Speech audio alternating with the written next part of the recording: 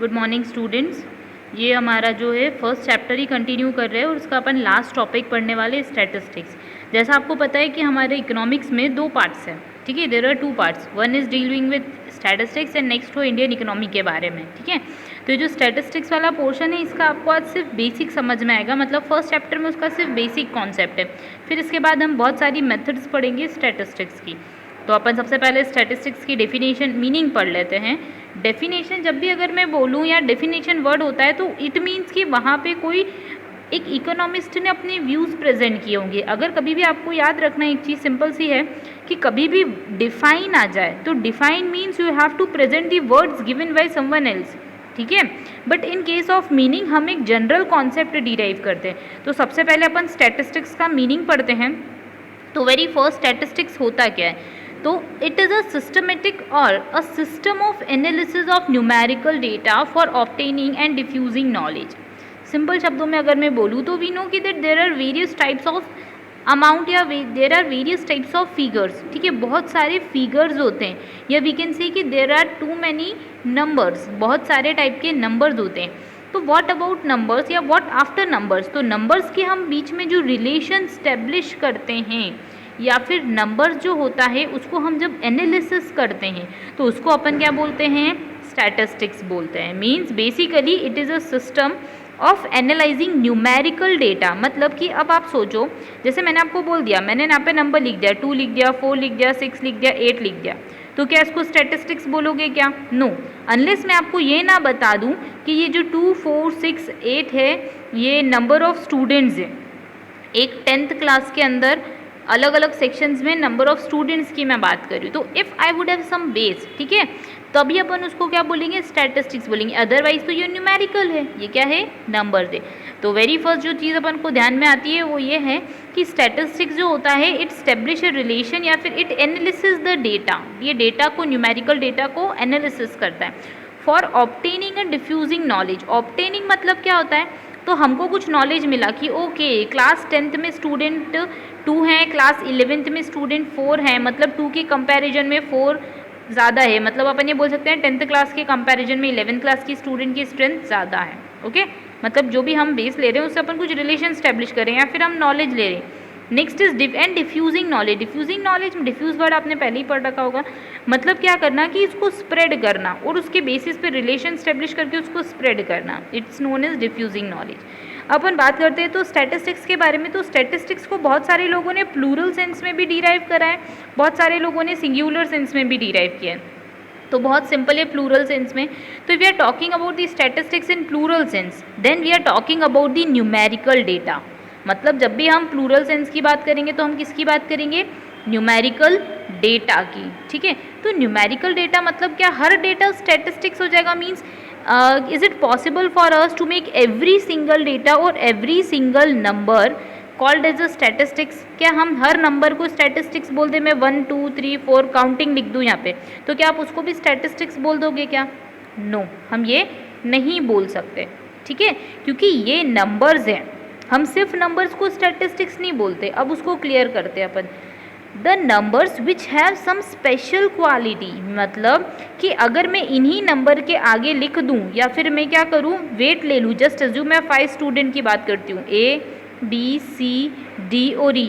मैं 5 स्टूडेंट की बात करती हूँ। मैं A के बारे में बोलती हूँ इसका वेट 20 kg है, B का वेट 22 kg है, C का वेट 35 kg है, D का वेट 20 kg और E का वेट जो है वो 23 kg। Just assume then it would be statistics just because I have some base. अब नंबर तो यहाँ पे भी थे, नंबर यहाँ पे भी थे, बट इनके पीछे क्या है? एक बेस है, ठीक है। Means they have some special quality. Special quality क्या है? कि ये सभी क्या हैं?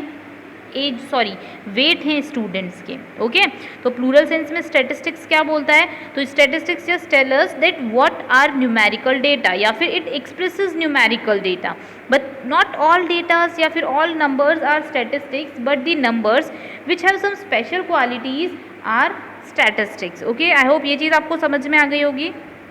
तो आई होप ये चीज़ समझ में आ गई होगी कि numbers which have some special qualities would be statistics in plural sense. But अब अपन देखते हैं कि स्टैटिस्टिक्स सिंगुलर सेंस में क्या होती है। तो स्टैटिस्टिक्स सिंगुलर सेंस में क्या होती है? तो बहुत simple, if we are talking about the singular sense of statistics, then we are talking about the science as well as art. ठीक है, तो सिंपली वी कैन से कि in if we are talking about the singular sense then we are talking about the science.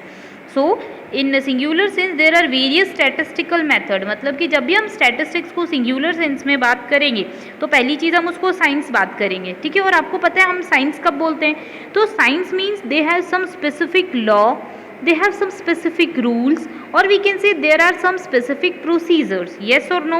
ठीक है, तो singular sense में अगर हम बात कर रहे हैं मतलब हम किसी लॉ की बात कर रहे हैं, किसी रूल की बात कर रहे हैं, किसी प्रोसीजर की बात कर रहे हैं. So various types of statistical method would consist part of singular sense of statistics. मतलब इसके अंदर क्या क्या आ जाएगा, साइंस की बात करेंगे तो लॉ होगा, रूल होगा और प्रोसीजर होगा.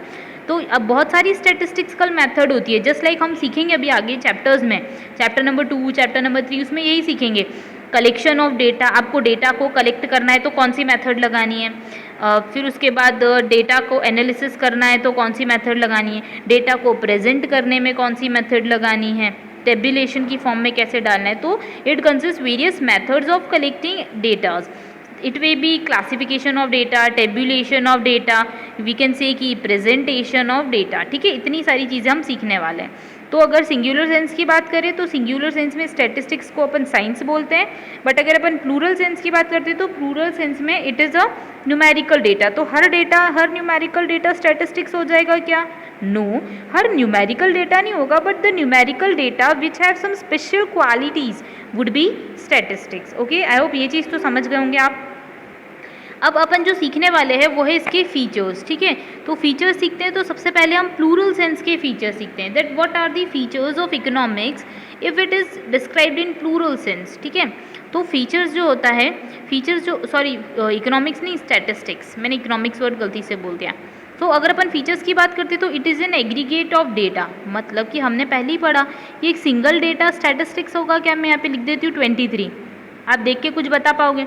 नहीं, है ना. तो सिंगल डेटा स्टैटिस्टिक्स होगा क्या? No, the data which is aggregated या फिर which is in collected way would be statistics. जो भी डेटा कलेक्टेड वे में होगा उसको अपन क्या बोलेंगे? स्टैटिस्टिक्स. तो the one feature of statistics is aggregation of data या फिर एग्रीगेट फैक्ट. जो भी हम फैक्ट की बात कर रहे हैं, डेटा के साथ हम फैक्ट की बात करते हैं तो फैक्ट मीन्स कि वहाँ पे एक पर्टिकुलर रीजनिंग होगी. क्या होगी? पर्टिकुलर रीजनिंग होगी, और वी कैन से कि पर्टिकुलर लॉजिक होगा.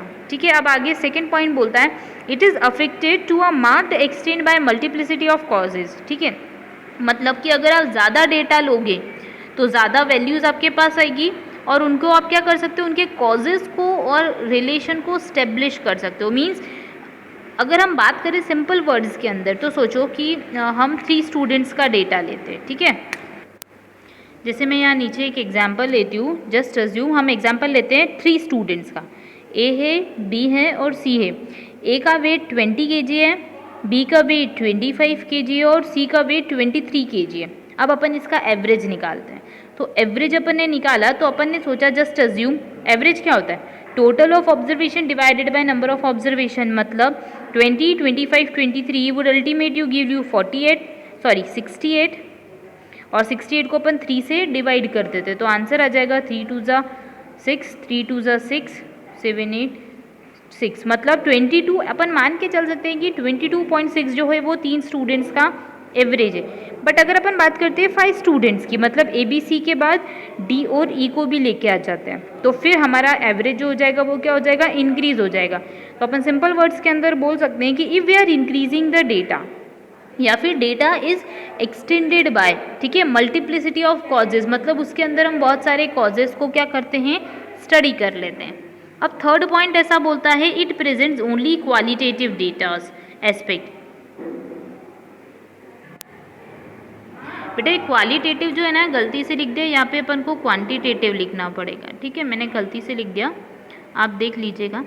It presents only quantitative aspect, मतलब जो क्वांटिटी से रिलेटेड होता है वो एस्पेक्ट बताता है, क्वालिटी के बारे में नहीं बताता. But the features the numbers which have special quality would be considered.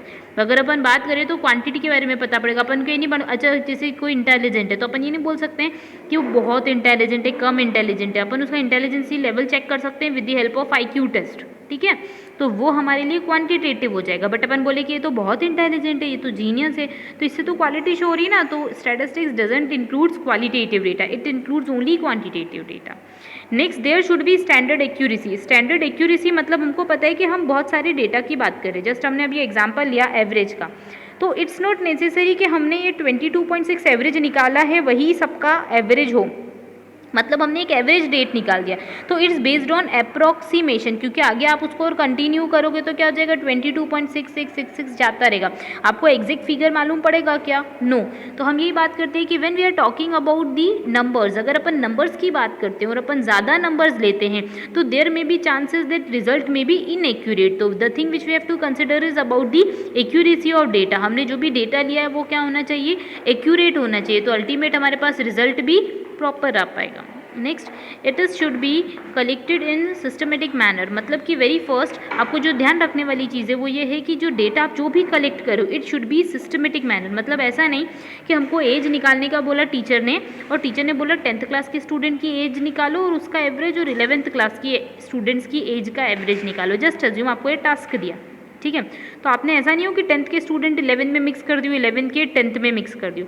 तो you have to consider a systematic way, आपको एक सिस्टमेटिक मैनर में काम करना पड़ेगा। जस्ट लाइक हम इसके अंदर सीखेंगे, टेबुलेशन बनाना सीखेंगे, टेबल की फॉर्म में डेटा को कन्वर्ट करेंगे, फिर हम उसका ग्राफिकल प्रेजेंटेशन सीखेंगे। ये सारी चीज़ें जो है ना हम चैप्टर्स के अंदर पढ़ेंगे, एक सिंगल चैप्टर्स है हर पर्टिकुलर टॉपिक के लिए। Collection of data, presentation of data, और एवरेज निकालना सीखेंगे, डिस्पर्शन निकालना सीखेंगे। बहुत इंटरेस्टिंग है स्टैटिस्टिक्स पढ़ना।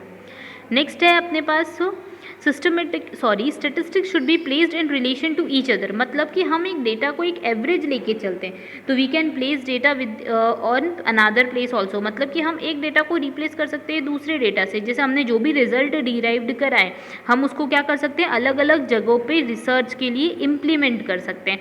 जैसे आपको पता है कि अभी कोविड की वैक्सीन का बहुत चल रहा है, आप लोगों ने न्यूज़पेपर में पढ़ा ही होगा।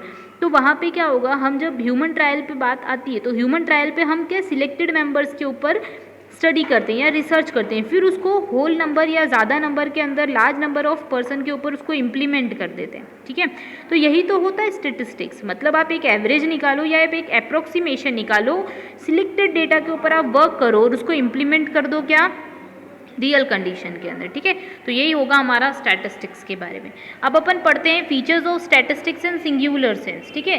तो सिंगुलर सेंस के अंदर स्टैटिस्टिक्स के फीचर्स क्या होते हैं, तो फर्स्ट फीचर जो होता है वो होता है it is both science and art, ठीक है। सिंगुलर सेंस मतलब हम बात कर रहे हैं थ्योरेटिकल वे के अंदर, तो स्टैटिस्टिक्स होती है साइंस भी है और आर्ट्स भी है। अब क्यों साइंस है, तो हमने पढ़ ही रखा था इसके बारे में। तो स्टैटिस्टिक्स साइंस क्यों है, तो हम पहले ही पढ़ चुके हैं कि इसके अंदर बहुत सारे लॉ, बहुत सारे रूल्स और रेगुलेशंस लगते हैं स्टैटिस्टिक्स में। जैसा हमने पढ़ा कि टेबुलेशन होता है, डेटा को एनालिसिस करने के लिए अलग अलग मेथड्स होती है, कलेक्शन के लिए अलग अलग मेथड्स होती है, ठीक है। अब बात करते हैं आर्ट्स क्यों है, तो आर्ट्स इसलिए just because it is a way of doing your work. मतलब टेबुलेशन में कोई डेटा को, एक डेटा को आप अलग टेबल में फॉर्म करते हो, किसी डेटा को आप देखो, प्रेजेंटेशन का अपन एग्जाम्पल लेते हैं, जैसे किसी डेटा को आपने प्रेजेंट करा, आपने ग्राफिकल वे में प्रेजेंट कर सकते हो, आप उसको पाई चार्ट के थ्रू प्रेजेंट कर सकते हो, आप हिस्टोग्राम बना सकते हो, ठीक है। तो हमने क्या करा कि डेटा को अलग अलग वे में प्रेजेंट किया, तो इट्स नोन एज आर्ट, ठीक है। अब आगे देखते हैं डील विथ मास और क्वांटिटेटिव डेटा, मतलब कि स्टैटिस्टिक्स सिर्फ सिंगल डेटा को स्टडी नहीं करता है, या फिर it doesn't consist only single data but it is consist large number of data, तो इसलिए ये मास को और क्वांटिटेटिव डेटास को डील करता है। Next, quantitative datas are affected by multiplicity of causes, मतलब जो भी हमने क्वांटिटेटिव डेटा कलेक्ट करा है, ठीक है, अगर आप उसके अंदर ज़्यादा मल्टीप्लिसिटी करोगे, मतलब आप ज़्यादा डेटा को स्टडी करोगे तो आपको ज़्यादा कॉजेज एंड इफेक्ट के बारे में पता पड़ जाएगा। अब आप सोचो, कॉमन सेंस लगाओ, अगर हम थोड़े से लेवल पे कुछ स्टडी करते हैं, मतलब कुछ 10 स्टूडेंट को अपन लें और उनका एवरेज निकालें, ठीक है, तो उसका कोई रिजल्ट कुछ आ रहेगा एज कम्पेयर टू अगर हम 15 स्टूडेंट का एवरेज निकालते हैं। डेफिनेटली उसमें हमको कुछ अलग कॉज निकल के आएगा और इसमें कुछ अलग कॉज निकल के आएगा, ठीक है। तो यही हमारा मेन क्रक्स है कि स्टैटिस्टिक्स की अगर अपन बात करते हैं तो अगर मल्टीप्लिसिटी होती है डेटा की तो उसका कॉजेज भी मल्टीपल्स होते हैं। नेक्स्ट हम बात कर सकते हैं कि there are various methods like collection of data, presentation of data, जैसा मैं आपको बोल ही चुकी हूँ कि हमने प्रेजेंट अलग अलग तरीके से कर सकते हैं। कलेक्शन के लिए हम सेंसस मेथड लगा सकते हैं या फिर हम सैम्पल मेथड लगा सकते हैं, बहुत सारी अलग अलग मेथड्स को यूज़ कर सकते हैं। Next, methods are applicable to every field, मतलब जो भी हम मेथड लगा रहे हैं कलेक्शन की, प्रेजेंटेशन की, एनालिसिस की, वो हमको क्या कर सकते हैं, हम हर फील्ड के अंदर उसको यूज़ कर सकते हैं। जैसे अभी मैंने आपको कोविड का एक एग्जांपल लिया कि हमारी कंट्री में वैक्सीन जो है वो रेडी हो रहा है, या फिर वैक्सीन पे ह्यूमन ट्रायल चल रहा है, या कुछ भी वैक्सीन है, ठीक है। हम एक वैक्सीन का एग्जांपल ले लेते हैं, ऑक्सफर्ड की वैक्सीन का, ठीक है। तो उसका अभी ह्यूमन ट्रायल चल रहा है। अब ह्यूमन ट्रायल पे अपन कुछ क्या करेंगे, कुछ लोगों पे स्टडी करेंगे, रिसर्च करेंगे, और अगर वहाँ पे सक्सेस होता है तो फिर हम क्या कर सकते हैं, उसको इम्प्लीमेंट कर सकते हैं इकोनॉमी के हर इंसान के ऊपर, येस और नो। तो देर आर वेरियस मैथड्स, या फिर हम बोल सकते हैं कि जो भी रिजल्ट आए we can applicable it to in every field, हम हर फील्ड के अंदर उसको एप्लीकेबल कर सकते हैं, ओके। तो ये स्टैटिस्टिक्स था, इसके अंदर अपन ने सिंगुलर और प्लूरल सेंस में पढ़ा, डेफिनेशन पढ़ी। अब अपन इसका लास्ट टॉपिक पढ़ेंगे कि स्टैटिस्टिक्स जो है उसके फंक्शंस क्या हैं प्लस उसकी लिमिटेशंस क्या हैं। Okay students, thank you.